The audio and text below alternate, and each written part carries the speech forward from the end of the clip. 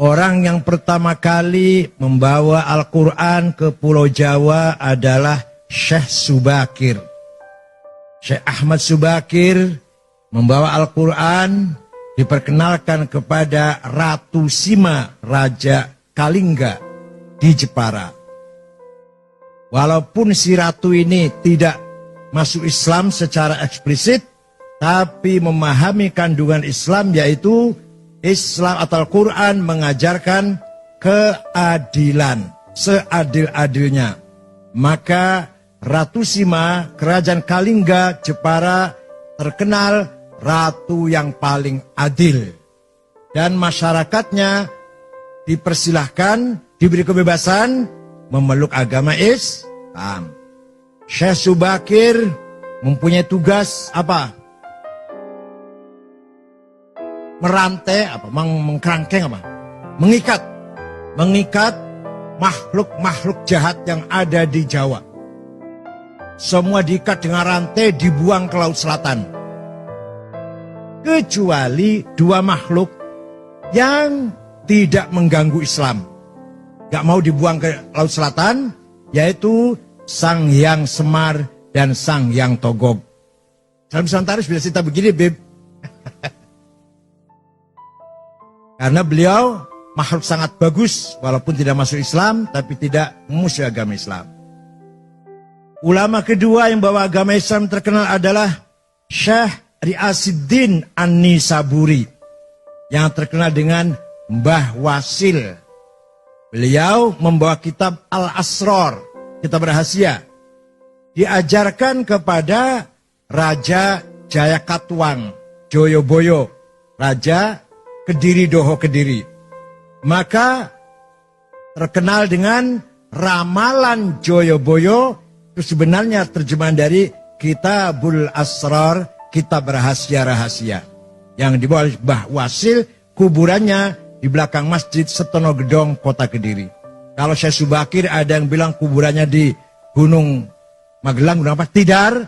Ada yang bilang di mana-mana. Yang benar, yang prosentasinya paling benar, di Goa, di Sulawesi Selatan. Mbah Subakir wafat di situ. Setelah itu barulah datang para da'i-da'i. Pertama kali ada pesantren di Jawa Barat tahun 1410 adalah Syekh Hasanuddin dari Cina, atau terkenal dengan Syekh Kuro. Kuro itu Qori yang mengajar Al-Quran di desa Rengas Dengklok, Kerawang. Punya murid. Salah satu muridnya namanya Subang Larang. Anaknya Ki Gede Tapa, kepala bandar pelabuhan Cirebon. Ki Gede Tapa itu bukan dari Solo Tigo loh, dari Cirebon. Nah, Subang Larang ini Pak Hanif kutilang. Kuning, tinggi, langsing. Sulit carinya nih. Kalau kebalikannya banyak, kebalikannya. Kebalikannya kuning, kebalikannya tinggi, kebalikannya langsing itu gak banyak itu. Tapi yang kutilang, aduh sulit carinya. Nah, suatu ketika Raja Siliwangi beragama Buddha dengar ada agama Islam, agama baru, berangkat dari Bogor ke utara, saya bunuh itu, kiai itu. Sampai di sana mendengar kutilang sedang baca Quran, klepek-klepek. Langsung lamar, untuk saya saja kiai, silakan tapi kamu harus masuk Islam. Udah masuk Islam gampang. Ada mas kawinnya apa? Lintang kerti, tasbih maksudnya. Udah saya cari di pasar gampang, mau berapa biji. Nggak ada di sini. Adanya di Arab, gampang saya mabur ke sana. Keluar dari rumahnya kiai, dia siap-siap terbang. Hong, macet. Biasanya terbang biasanya. 2 kali, hong, nggak bisa terbang. Hong, gagal. Kata Syekh Kuro, sambil ketawa ngekek-ngekek barangkali. Kalau kamu mau terbang, baca Bismillahirrahmanirrahim, baru hong. Hongnya tetap dibaca. Bismillah dulu. Ringkas cerita, terbang, tidak lama datang bawa tasbih. Terjadi perkawinan antara Raja Pajajaran yang beragama Buddha masuk Islam, Prabu Siliwangi, dengan Subang Larang. Tapi beliau Islamnya kurang betul-betul Islam, karena hanya ingin kawin kutilang saja itu. Tapi akan punya anak.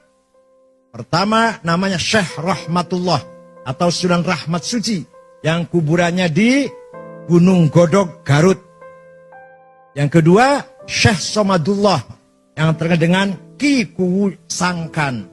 Yang ketiga, perempuan namanya Rara Santang, dinikah oleh Habib, namanya Said Abdullah Admat Khan. Nanti punya anak, Syarif Hidayatullah, Sunan Gunung Jati. Nih, dongeng kayak gini harus hafal santri ini. Jadi, bubarlah kerajaan Pajajaran setelah Prabu Kian Santang Sen Rahmatullah alias Ki Galantrang alias Ki Setra alias Maung Keling alias Maung Lodaya, banyak sekali aliasnya itu, menguasai kerajaan Pajajaran. Semua masuk Islam kecuali Patih Pucukumun dengan suku Baduy di Malimping, tetap agamanya Sunda Wiwitan atau Karuhunan yang menyembah Batara, Sang Batara. Itulah ulama mulai menyebarkan agama Islam di Pulau Jawa ini. Dari Rengas Dengklok, Syekh Hasanuddin Syahkuro melahirkan beberapa santri ahli baca Al-Qur'an